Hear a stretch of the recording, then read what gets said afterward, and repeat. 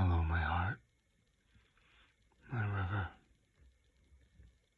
I saw you tonight, and I won't soon forget.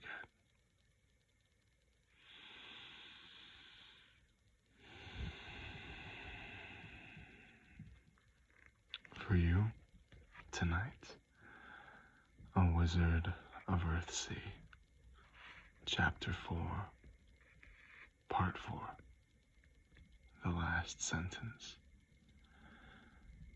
But Jed lived.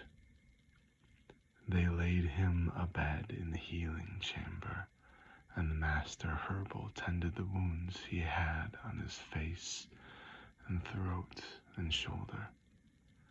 They were deep, ragged, and evil wounds. The black blood in them would not staunch. Welling out even under the charms and cobweb-wrapped periot leaves laid upon them. Jed lay blind and deaf.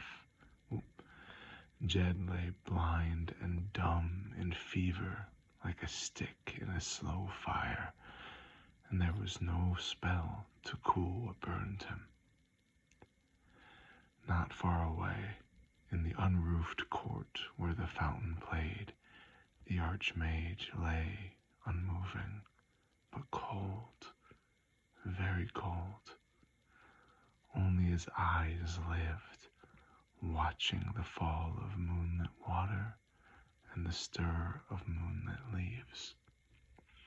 Those with him said no spells and worked no healing. Quietly, they spoke among themselves from time to time, and then turned again to watch their lord. He lay still, hawk nose and high forehead, and white hair bleached by moonlight, all to the color of bone. To check the ungoverned spell and drive off the shadow from Jed, Nemuro had spent all his power, and with it his bodily strength was gone.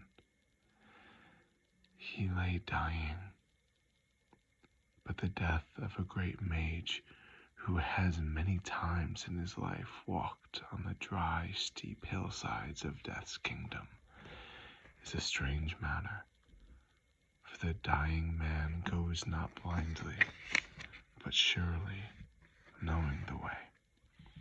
When Nemuro looked up through the leaves of the tree, those with him did not know if he watched the stars of summer fading in daybreak, or those other stars which never set above the hills that see no dawn.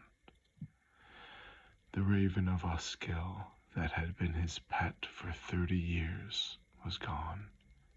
No one had seen where it went. It flies before him, the master patterner said, as they kept vigil. The day came warm and clear. The great house and the streets of Thwill were hushed. No voice was raised until long towards noon iron bells spoke out aloud in the chanter's tower, harshly tolling. On the next day, the 9 masters of Roke gathered in a place somewhere under the dark trees of the imminent grove.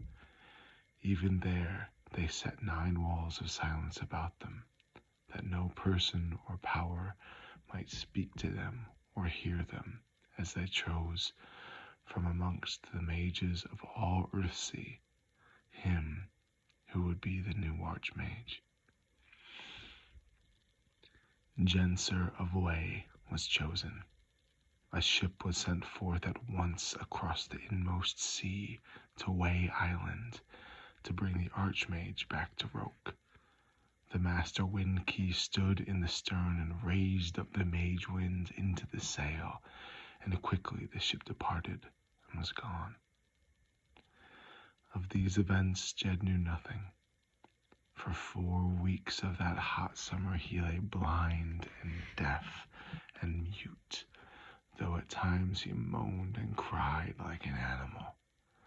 At last, as the patient crafts of the master herbal worked their healing, his wounds began to close and the fever left him.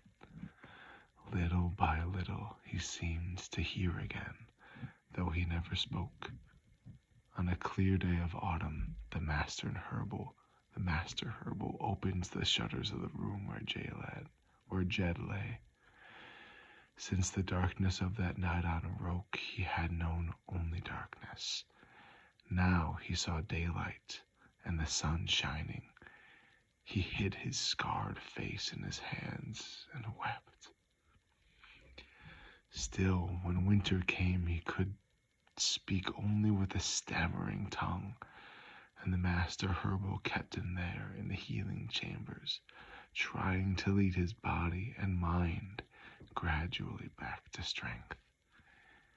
It was early spring when at last the master released him.